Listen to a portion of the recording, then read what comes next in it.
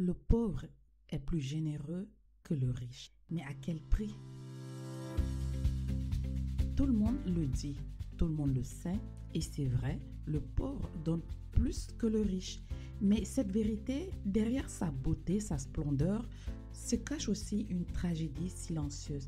Parce que cette générosité, aussi admirable soit-elle, peut devenir une chaîne qui empêche d'évoluer, un piège qui te renferme dans la pauvreté, une illusion qui nourrit les autres, mais qui laisse tes propres enfants dans le vide.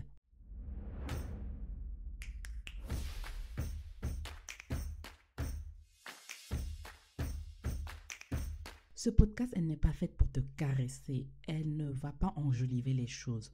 On va dire les choses comme elles sont. Parce que Esprit 2.0 n'est pas là pour t'endormir. C'est pour te réveiller. Regarde autour de toi. Qui donne plus facilement? Qui partage sans compter? Ce n'est pas celui qui a des millions à la banque. C'est celui qui n'a presque rien.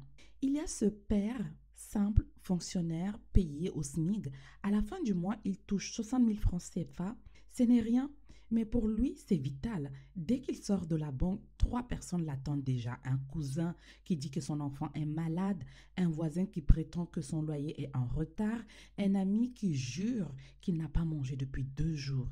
Et ce père, il n'arrive pas à dire non. Il sort 5 000 pour le premier, 10 000 pour le second, 5 000 pour le troisième. Il rentre à la maison avec moins que la moitié de son salaire. Sa femme, elle le regarde. Et pour nous, et pour les enfants, il baisse les yeux. Il n'a pas de réponse. Mais ce qui est triste, c'est que malgré ça, demain, les mêmes personnes reviendront lui demander. Et ces enfants, eux, ne verront jamais ce salaire se transformer en terrain, en maison, en projet, en petit commerce. Ils auront vu un père généreux, mais impuissant. Il y a aussi cette femme, vendeuse de légumes au marché. Chaque jour, elle se lève à 4 heures du matin pour aller chercher ses marchandises. Elle marche sous le soleil, sous la poussière, supporte tout. À la fin de la journée, elle gagne à peine 3 500 francs CFA. Ce n'est pas assez pour couvrir ses besoins, mais quand une cliente vient sans argent, avec un enfant accroché avec son pagne, avec un enfant accroché au dos, elle dit: prends quelques tomates, prends un peu d'oignon, Dieu pourvoira. Elle rentre le soir fatiguée. Ses propres enfants lui demandent: maman, est-ce qu'on peut acheter du pain? Elle soupire. Elle n'a plus assez. Elle a donné aux autres. Et pourtant, elle recommencera demain. Parce que dans son cœur, la douleur des autres est plus forte que sa propre misère. C'est ça la grandeur du pauvre. Il sait ce que c'est que de ne rien avoir. Il sait ce que c'est que de ne pas avoir de l'espoir. Il sait comment on se sent quand on a faim. Il sait ce que c'est que d'avoir honte de tendre la main. À quel prix avale-t-on sa fierté lorsqu'on tend cette main? Alors il ne peut pas ignorer la souffrance des nôtres. Le pauvre donne plus que le riche parce qu'il sait ce que ça veut dire ne rien avoir. Le riche, lui, il calcule, il protège ses ressources, il investit, il a peur de perdre ce qu'il a durement gagné. Il veut préserver cet acquis, ne le blâmons pas pour ça. Le pauvre, lui, n'a rien à protéger, alors il relativise tout. Donner peu ne change pas grand-chose pour lui. Ça ne changera pas considérablement sa condition actuelle parce qu'il n'a rien à perdre. Et puis, dans notre société, la survie est collective. La solidarité est une loi non écrite mais obligatoire. Si tu ne donnes pas, tu es mal vu, tu es exclu, tu es mauvais. Le pauvre n'a pas de compte bancaire plein à craquer, mais il a un cœur qui déborde de générosité. Sa richesse, ce n'est pas son portefeuille, c'est son humanité. Voilà pourquoi il donne.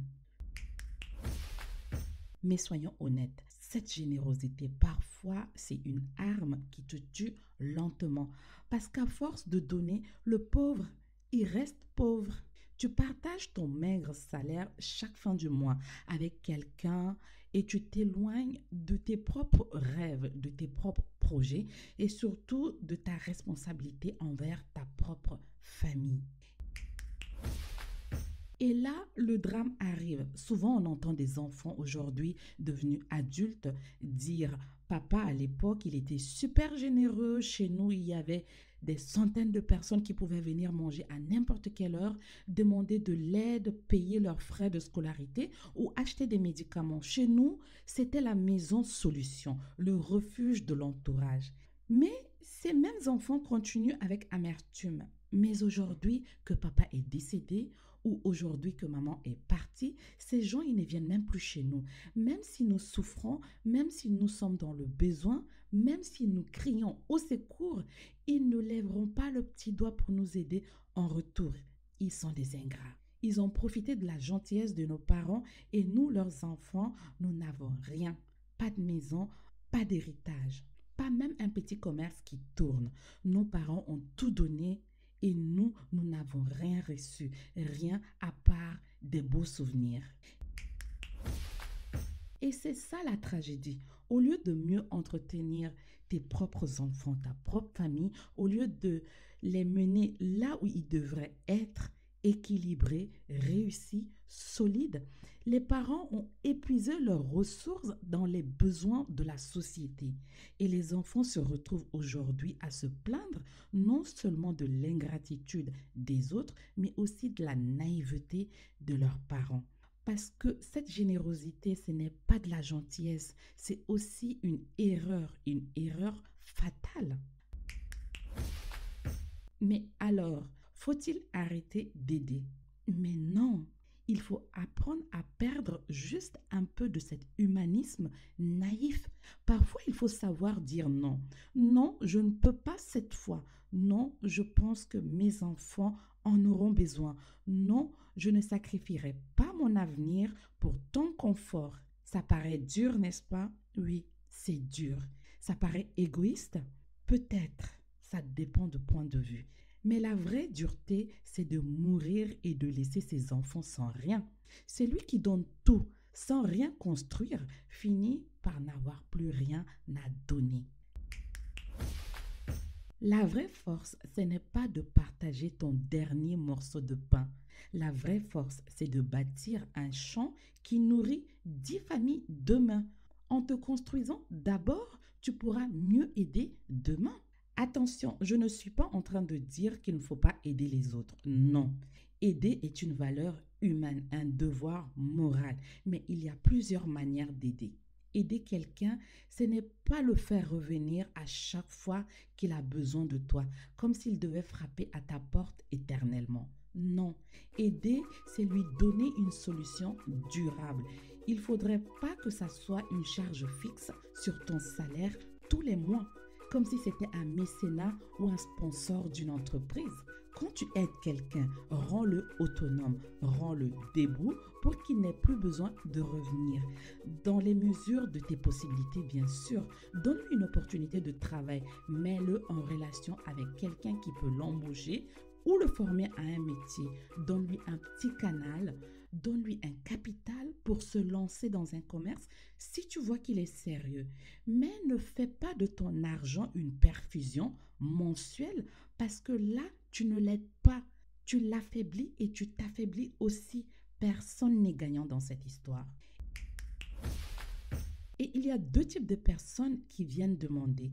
Il y a ceux qui cherchent vraiment une solution durable. Ceux-là, tu peux les aider.